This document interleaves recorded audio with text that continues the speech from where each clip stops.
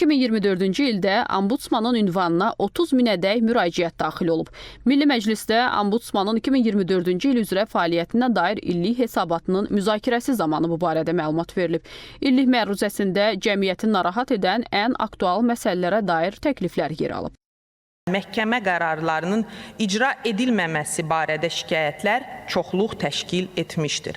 Alimentin borclu tərəfindən müxtəlif səbəblərdən vaxtında ödənilməməsi və ya ödənişdən boyun qaçırılması, borclunun icra qurumlarından gizlənilməsi, məhkəmə qərarlarının icra edilməsinə ciddi maneələr törədir. Mövcud boşluqlar nəzərə alınaraq alimentlə bağlı məhkəmə qərarlarının icrası metodlarının təkmilləşdirilməsi, habelə Ombudsmanın əvvəlki illik məruzələrində də irəli sürülən təkliflər nəzərə alınmaqla, alimentin ödənilməsinə vahid dövlət nəzarət mexanizminin yaradılması günün tələbinə çevrilmişdir. Ombudsmanın məruzəsinə deputatlar öz münasibətlərini bildiriblər. Sənəddə mülki hüquqlarla bağlı ilk növbədə mənzil fondunun yenilənməsi ilə əlaqədar xüsusilə də Bakı şəhərində problemlərin hələ də qaldığı göstərilir. Hökumət bunun bütün tərəflərlə birgə yeni çözüm yollarını tapmalıdır. Məruzədə növbəti dəfə müvəkkilin beynəlxalq mandatı çərçivəsində yaxın şərqdə döyüşən Azərbaycanlıların yaxınlarının ölkəmizə qaytarılmasının diqqətdə saxlandığı vurğulanır.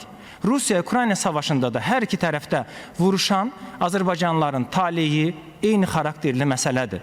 Azərbaycanda insan hüquqlarının qorunması sadəcə bu mövzunu istismar edən və ona qeyri-obyektiv yanaşan dırnaqarası insan hüquqları təşkilatlarının prizmasından baxanda obyektiv görünmür. Bizim obyektiv insan hüquqları münasibətlərimiz, insan hüquqları məsələlərində olan problemlərimiz məhz bu məruzədə öz əksini tapıb. Qərbi Azərbaycanlıların tarixi torpaqlardan zorla deportasiya edilməsi ilə əlaqədar onların hüquqlarının bərpa olunması və dədə-baba yurdlarına qayıtması istiqamətində Ombudsmanın fəaliyyətini daha da gücləndirməlidir. Bütövlükdə mən də illik məruzəni əhatəli hazırlanmış sənəd hesab edirəm. Müzakirələrdən sonra hesabat qəbul olundu. İnzibati Xətalar Məcəlləsinə təklif edilən dəyişikliyə əsasən, nəqliyyat vasitələrinin sürücüləri tərəfindən dəmir yol keçidlərindən keçmə ilə bağlı qaydaların pozulmasına görə cərimələr sərtləşdirilir.